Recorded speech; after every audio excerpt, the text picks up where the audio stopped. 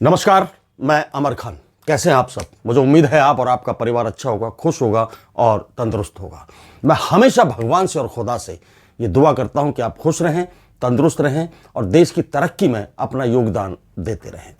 आज हम बात करते हैं, इन दिनों बहुत ज़्यादा चर्चा में है उड़ीसा के सांसद। उड़ीसा से सांसद हैं प्रताप सिंह सारंगी। एक त्रुटि मैं इनकी पूरी करता हूं कि ये सारंगी जो टाइटल है इनका, जो गोत्र लगाते हैं, वो सारंगी नहीं है।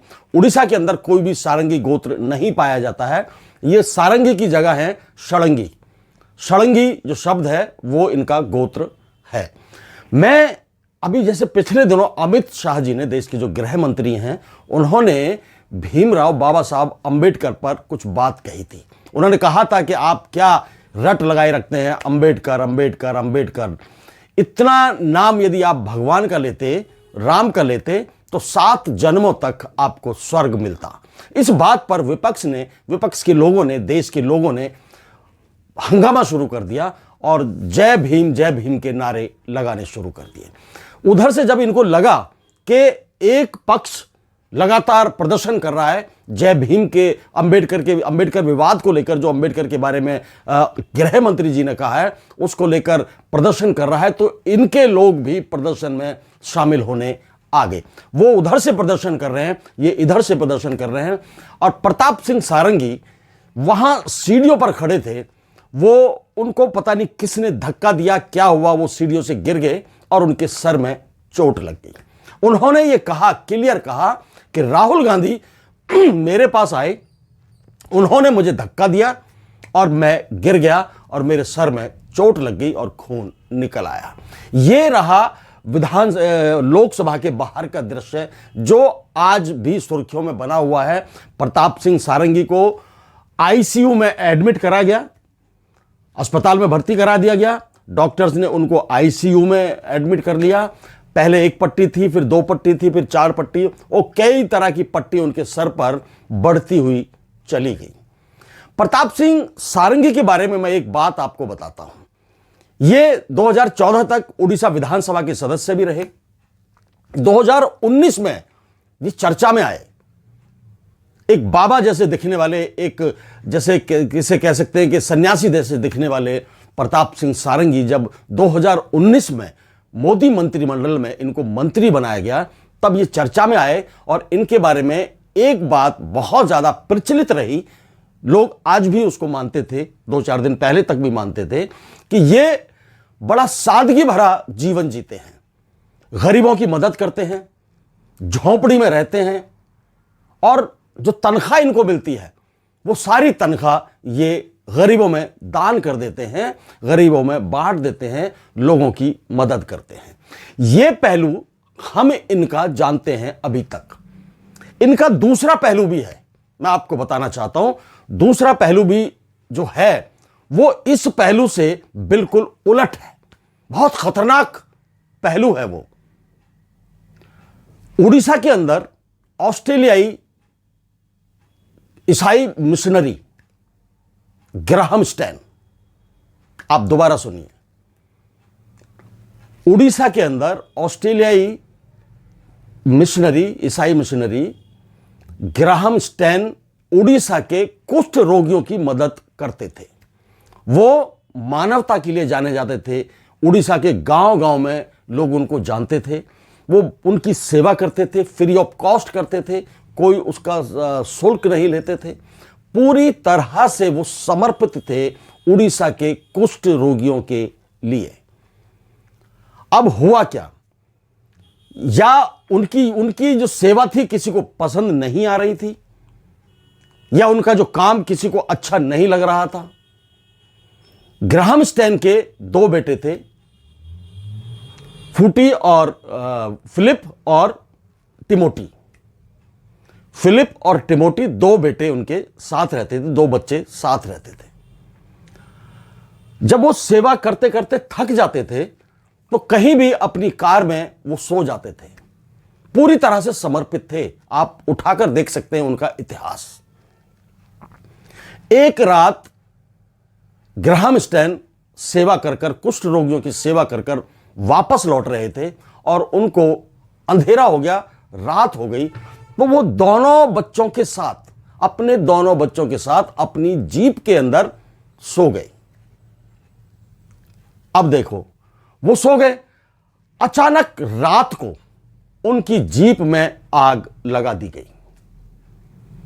उस जीप के अंदर जब आग लग गई तो ग्राहम स्टैन और उनके दोनों बच्चे उसमें जलकर मर गए। हत्या हो गई उनकी, मार दिया गया उनको।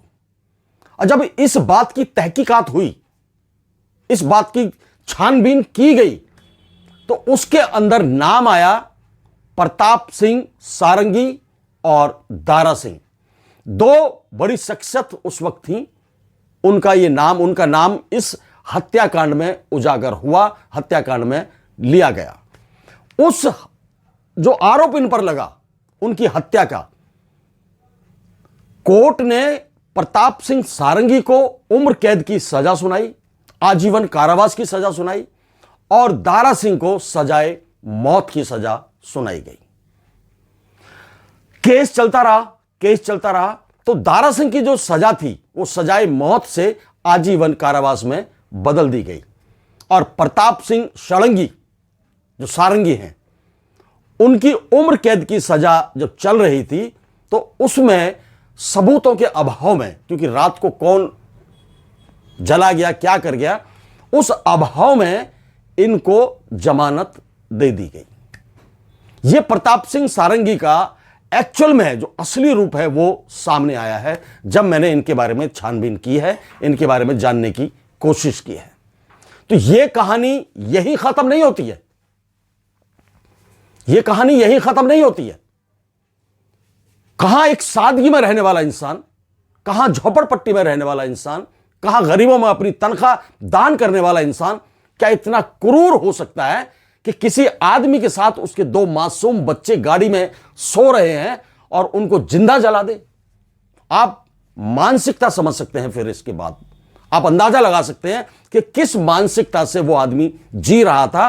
क्या वो सब नाटक था? झोपड़पट्टी में रहना, सादगी से जीवन जीना सब एक नाटक था? अपनी तनख्वाह गरीबों में बांट देना दिखावा था? अंदर कुछ और ही पक रहा था आदमी के? मतलब इतना क्रूर आदमी कैसे हो सकता है? हो सकता है कि किसी की शिकायत कर दे, यदि किसी को दुश्मनी है किसी से, उसकी शिकायत कर दे, पुलिस में एफआईआर दर्ज करा दे उसके खिलाफ, लेकिन जिंदा जला देना, और दो मासूम बच्चे, उन मासूम बच्चों का कसूर क्या था? चलिए एक बात मैं समझता हूं कि ग्राहम स्टन से इनका कुछ ना कुछ हुआ होगा, ईसाई मिशनरी थे इसलिए शायद अंदरूनी दुश्मनी इन्होंने पाल ली होगी, लेकिन बच्चों का, मासूम बच्चों का क्या कसूर था जो उनको भी ग्राहम स्टन के साथ जिंदा जलाकर मार दिया गया। उसके बाद 2001 में दिसंबर की बात है, उड़ीसा विधानसभा का घेराव चल रहा था। उसमें विश्व हिंदू परिषद, बजरंग दल और दुर्गा वाणी के लोग घेराव कर रहे थे। ठीक है, हर जगह होता है, घेराव चलता है, प्रदर्शन चलता है। उसमें प्रताप सिंह सारंगी और उनके एक दो और जो करीबी लोग थे वो उस प्रदर्शन को इतना भड़का दिया इन्होंने कि उड़ीसा विधानसभा के अंदर कूद गई और उड़ीसा विधानसभा में तोड़फोड़ कर दी, पूरी तरह से उसको तहस नहस कर दिया। बिल्कुल दंगाइयों की तरह इन्होंने उस उड़ीसा विधानसभा में प्रदर्शन किया, मतलब उसको तोड़ मरोड़ दिया, पूरी तरह से बिखेर दिया विधानसभा को। उसमें इनकी मांग क्या थी जानते हैं? मांग ठीक थी, जायज थी, लेकिन तरीका इनका जो कहने का था बड़ा गलत था। उनकी यह मांग थी कि राम जन्मभूमि के लिए जो भूमि आवंटित की गई है वो उन्हें सौंप दी जाए। ठीक था, बिल्कुल जेन्युइन मांग थी, सौंप देनी चाहिए। जब भूमि आवंटित हो गई है तो वो जगह उनको सौंप देनी चाहिए। तो उसको अपने प्यार से भी बनवा सकते थे, तरीके से बनवा सकते थे, सिस्टम से बनवा सकते थे, लेकिन नहीं, उपद्रवियों की तरह इन्होंने उड़ीसा विधानसभा में कूद गए और वहां पर शोर शराबा, तोड़ फोड़, पूरी तरह से तहस नहस उड़ीसा विधानसभा को कर दिया गया। उस केस में भी प्रताप सिंह सारंगी पर एफआईआर दर्ज की गई और इनको जेल भेज दिया गया। 3 रूप मैंने आपको प्रताप सिंह षडंगी हैं, सारंगी नहीं है ये बताए। सादा जीवन उन्होंने जिया, अपनी तनख्वाह गरीबों में दान करते हैं। क्या मतलब रह जाता है गरीबों की मदद करने का यदि आप मासूम बच्चों को जलाकर मार देते हो? क्या मतलब रह जाता है आपकी सादगी भरे जीवन जीने का यदि आप जरा सी दुश्मनी पालकर, बिना मतलब की दुश्मनी पालकर किसी को कार में जिंदा जला देते हो? क्या मतलब रह जाता है आप अपनी तनख्वाह गरीबों में बांटते हो, गरीबों की मदद करते हो और उसके बाद मासूम बच्चों को जलाकर मार देते हो, उनकी हत्या कर देते हो? यह 2 तरफा चेहरा मुझे समझ नहीं आया। मिशन क्या था इसके पीछे? मतलब क्या था? मकसद क्या था कि आप ऐसे किसी को जलाकर मार दोगे? जबकि वो आदमी उड़ीसा के गांव-गांव में मानवता के लिए जाना जाता था। ग्राहम स्टैन, कुष्ठ रोगियों से लोग दूर भागते हैं, उनसे कोई मतलब नहीं रखते हैं, और ग्राहम स्टैन गांव-गांव में जाकर जहां कुष्ठ रोगी उसको मिलते थे, वो उनकी सेवा करता था, उनकी दवाई करता था, उनको मरहम पट्टी लगाता था, पूरी तरह से समर्पित था उन कुष्ठ रोगियों को जो इस रोग से पीड़ित थे। और ऐसे आदमी को प्रताप सिंह सारंगी ने कार के अंदर जिंदा जलाकर मार डाला। यह बड़ा खतरनाक एक पहलू है प्रताप सिंह सारंगी का। दूसरा, विधानसभा में उपद्रवियों की तरह घुस जाना, हंगामा कर देना, तोड़फोड़ मचा देना, और एक जो मांग थी वो मांग तो धार्मिक मांग थी, अच्छी मांग थी, उसमें कोई दो राय नहीं है। लेकिन अपना यह उग्र रूप दिखाकर अपनी मांग को मनवाना या अपने आप को प्रदर्शन में शामिल करना, अपना फोटो दिखाना लोगों को कि मैं हूं प्रताप सिंह सारंगी, मैं हंगामा कर रहा हूं, मुझे बड़ा नेता बनना है। बड़ा नेता तो बन गए वो। उनको 2014 तक वो विधानसभा के सदस्य रहे उड़ीसा के, 2019 में चुनाव जीते और मोदी सरकार में वो मंत्री भी बन गए। लोगों को लगा कितने सादा मंत्री हैं भाई, सिंपल से दिखने वाले, साइकिल से चलते हैं, झोपड़पट्टी में रहते हैं, गरीबों की मदद करते हैं, लेकिन पीछे कितना खौफनाक चेहरा उनका है। हत्या कर चुके हैं वो, विधानसभा को उजाड़ चुके हैं वो।